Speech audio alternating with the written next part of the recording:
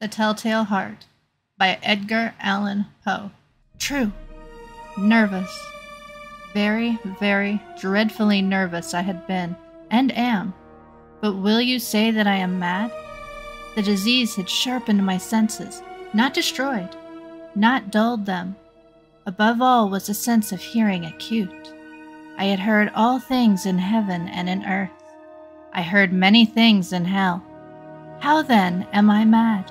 Hearken, and observe how healthily, how calmly I can tell you the whole story.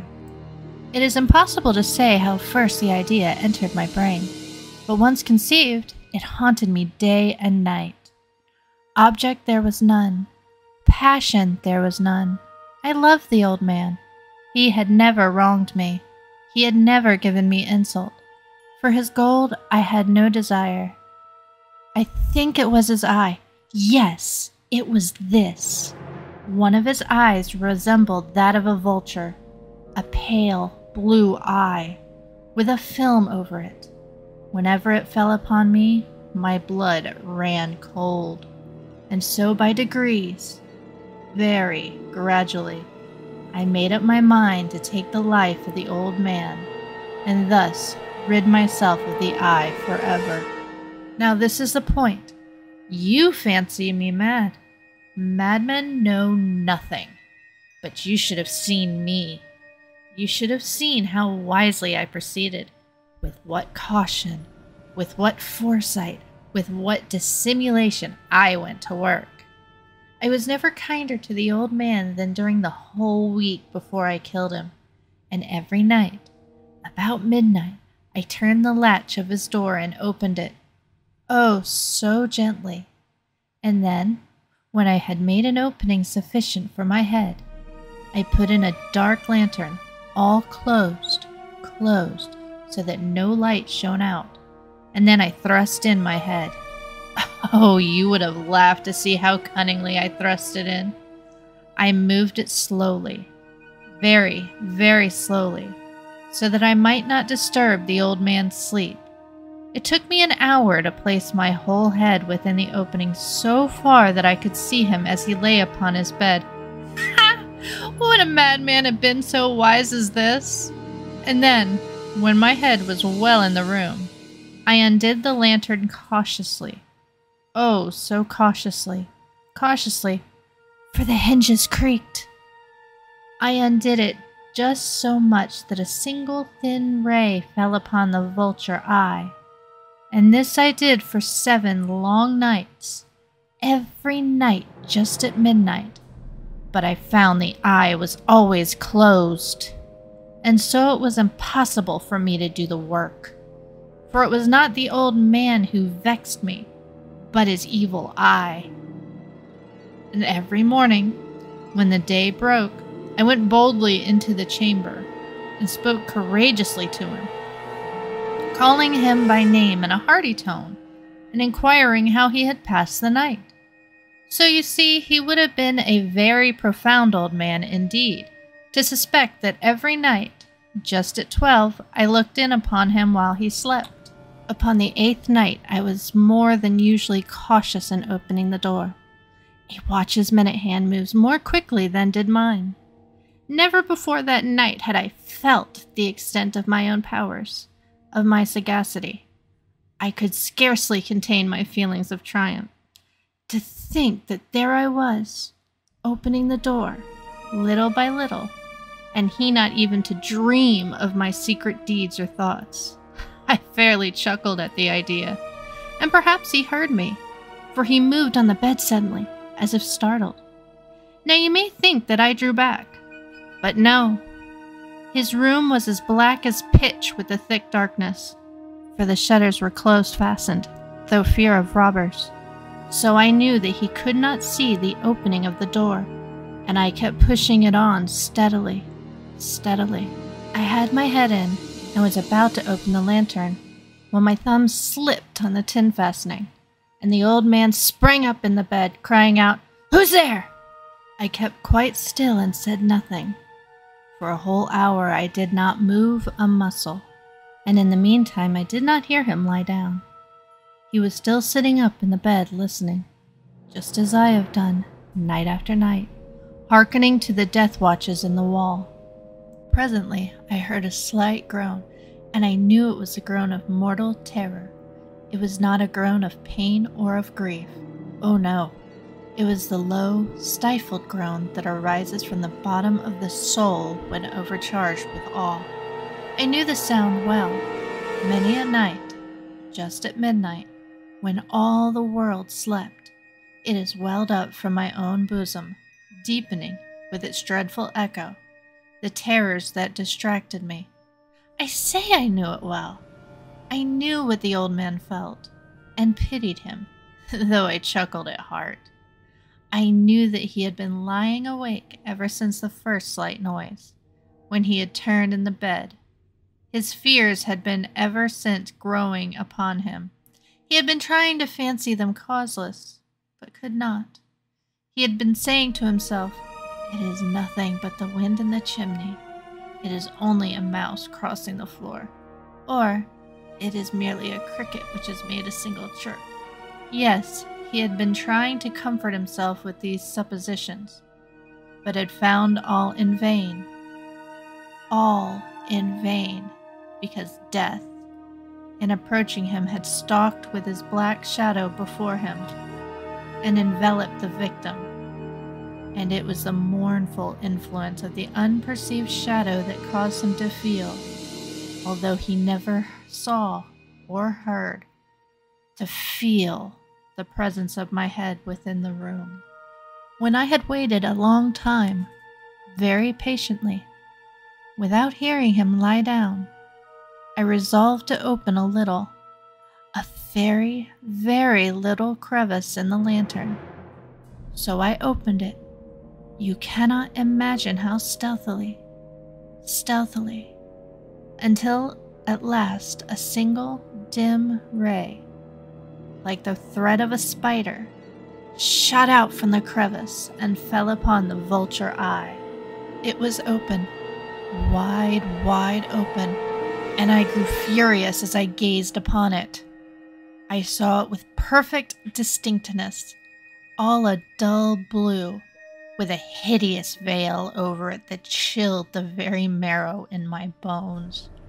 But I could see nothing else of the old man's face or person, for I had directed the ray as if by instinct, precisely upon the damned spot.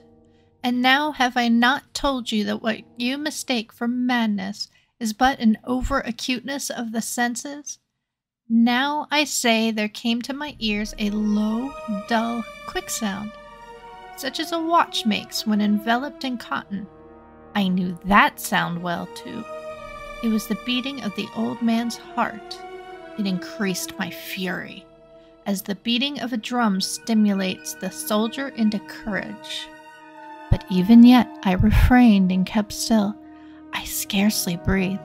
I held the lantern motionless.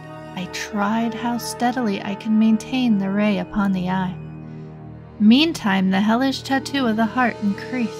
It grew quicker and quicker, and louder every instant.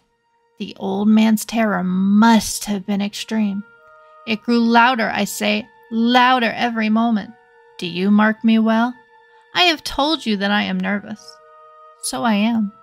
And now, at the dead hour of the night, amid the dreadful silence of that old house, so strange a noise as this excited me to uncontrollable terror. Yet for some minutes longer I refrained and stood still. But the beating grew louder.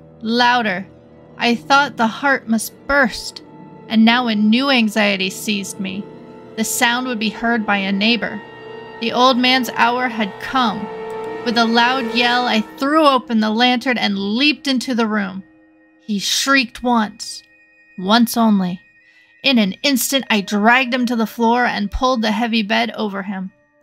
I then smiled gaily to find the deed so far done. But for many minutes, the heart beat on with a muffled sound. This, however, did not vex me. It would not be heard through the wall. At length, it ceased. The old man was dead. I removed the bed and examined the corpse. Yes, he was stoned. stone dead. I placed my hand upon the heart and held it there many minutes. There was no pulsation. He was stone dead. His eye would trouble me no more. If you still think me mad, you will think so no longer when I describe the wise precautions I took for the concealment of the body.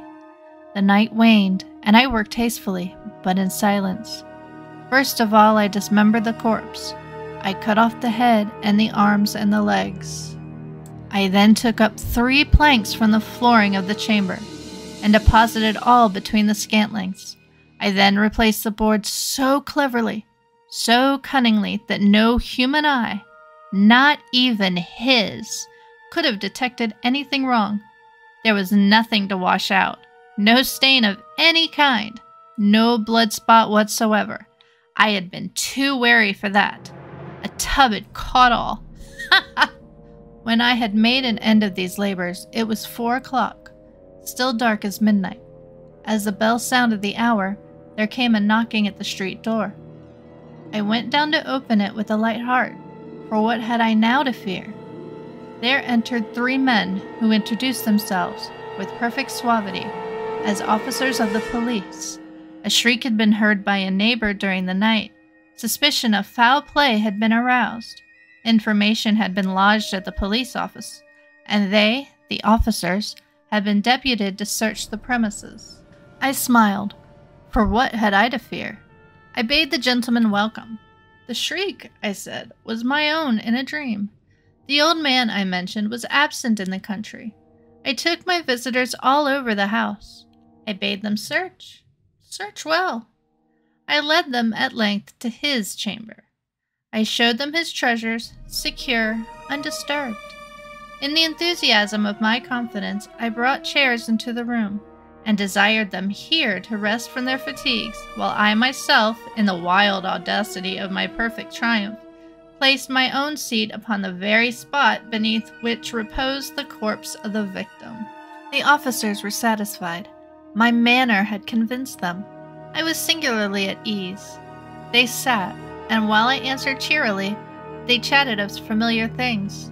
But, ere long, I felt myself getting pale and wished them gone.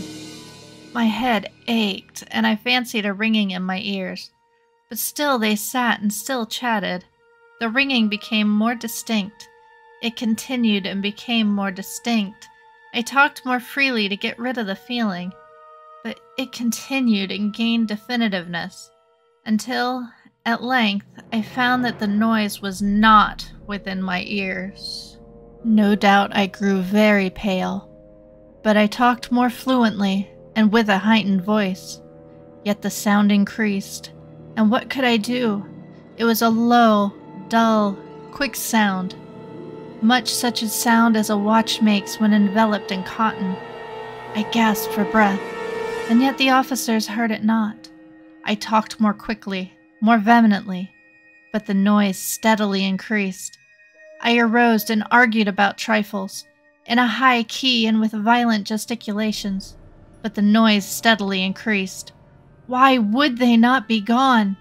I paced the floor to and fro with heavy strides, as if excited to fury by the observations of the men, but the noise steadily increased.